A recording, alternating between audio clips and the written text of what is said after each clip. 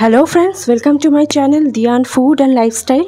আজকে তোমাদের সাথে আমি একটা ওয়েট লস রেসিপি শেয়ার করব, ওটস ভেজিস কাটলেট। আমি তোমাদের সাথে অনেক রকম ওয়েট লস রেসিপি শেয়ার করেছি। আজকের রেসিপিটা একটু অন্যরকম। এইটা ইভিনিং স্ন্যাক্স হিসেবে খাওয়া যেতে পারে। তো যারা ওয়েট লস জার্নিতে আছো তাদের সন্ধ্যাবেলা একটু তো স্ন্যাক্স খাবার ক্রেভিংস হয়েই থাকে। তো এটা কিন্তু সেটার জন্য একদম পারফেক্ট। আবার এমনিতেও এটা ডিনার হিসেবেও খাওয়া যেতে পারে। তো চলো রেসিপিটা স্টার্ট করা যাক। আমি এখানে হাফ কাপ ওটস নিয়েছি, তার মধ্যে দিচ্ছি 1 টেবিল স্পুন দইয়ের সঙ্গে ওটসটাকে ভালো করে মিশিয়ে নিতে হবে। কোনো রকম জল অ্যাড করা যাবে না, শুধু এই দইটা দিয়ে ওটসটাকে ভালো করে মিশিয়ে এটাকে আধ ঘন্টা মতন ঢেকে রেখে দিতে হবে। তো আমি ভালো করে মিশিয়ে নিয়েছি। এরকম একটু মাখা মাখাই হবে, খুব পাতলা হবে না।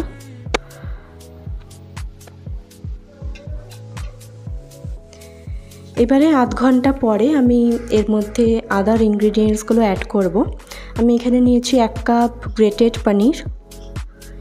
পনিরটা মিশিয়ে নিলাম। এবার দিচ্ছি আমি গ্রেটেড গাজর। এবার দিচ্ছি খুব মিহি করে কুচনো ক্যাপসিকাম আর খুব মিহি করে কুচনো বিনস।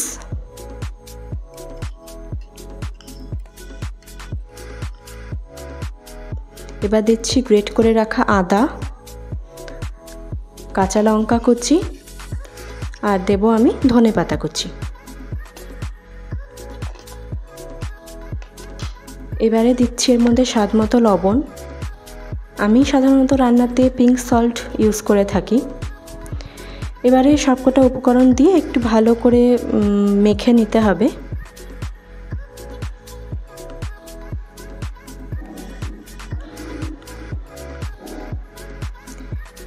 এবারে এর মধ্যে দিব অল্প একটু গোলমরিচ গুঁড়ো, অল্প একটু ভাজা জিরে গুঁড়ো আর একটু চাট মশলা।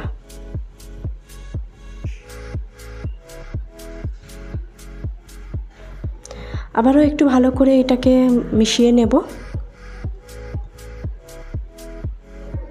এবারে এটাকে ঢাকা দিয়ে আধ ঘন্টা মতন ফ্রিজে রেখে দিতে হবে। রেফ্রিজারেট করলে খুব ভালো হয়, আবার নাও করা যেতে পারে। 10 মিনিট মতন ঢেকে এটা ফ্রাই করলেও হবে। এবারে আমি হাতে একটু অয়েল গ্রিস করে নিয়েছি।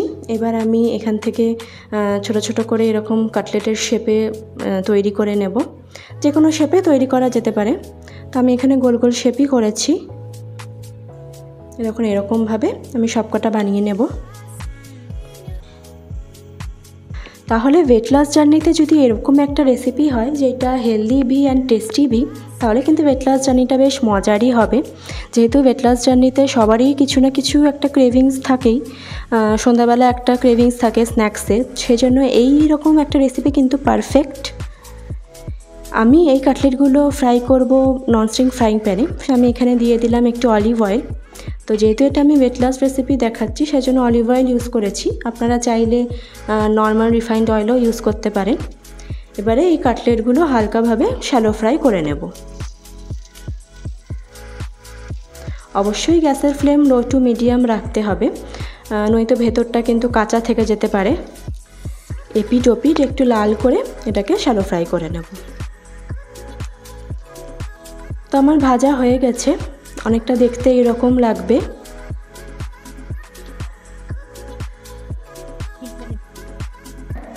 এই দেখুন ভেতরটাও কিন্তু ভালো সেদ্ধ হয়েছে। তাহলে রেসিপিটি ভালো লাগলে অবশ্যই বাড়িতে ট্রাই করবেন, আর লাইক করবেন, শেয়ার করবেন, সাবস্ক্রাইব করবেন। সবাই ভালো থাকবেন, দেখা হবে নেক্সট ভিডিওতে।